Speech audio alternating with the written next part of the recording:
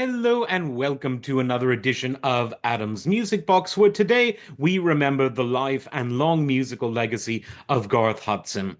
Now, Garth Hudson is remembered for two things. He was one of the co-founding members of the band, yes, that band up on Cripple Creek, etc. Take the Load Off Fanny, all the great hits. And he's also remembered for being one of the only people in rock or pop music to play the Lowry console organ.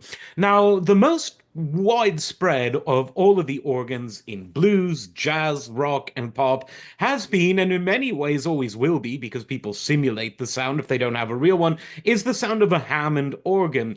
But Garth took a different approach. He took out these huge, and the Hammond organs were pretty big themselves, these huge Lowry organs out on the road with him. And as a result, the sound of the band was very unique.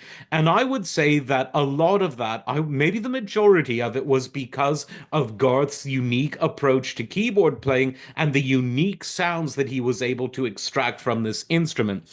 Now, a console organ like this, in sort of the modern sense, is essentially a standalone instrument that very, very accurately simulates the sound of a theater pipe organ. Think of the mighty Wurlitzers.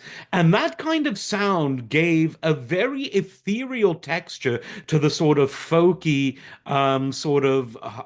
down home music of the band. And throughout all of the albums, Garth's presence was there, even though he was one of the less flamboyant members of the band, even though he could be very soft spoken at times. His presence, though, was unmissable. The long beard, his trance like state when he would play, and his sort of unsung virtuosity, although those in the know are very much aware of just what a virtuoso he was. The way he set up his keyboards themselves were very interesting. Some of them were at a funny angle. He did really interesting things to pivot his way around the keyboards. And you can see that very clearly when you watch the wonderful sort of live concert doc, if you will, of the band, The Lost Waltz, which was directed by Martin Scorsese. So it's shot in beautiful 35mm film. And there's a lot of really good shots of Garth there. But you can also watch earlier performances of the band to really see that while not necessarily one of the louder or more flashy members of the band, he was really, I would say, probably along with Levon, the person who really gave the band that unique sound where the second you listen to one of their deep cuts or to one of their more famous songs, you know instantly what you are listening to.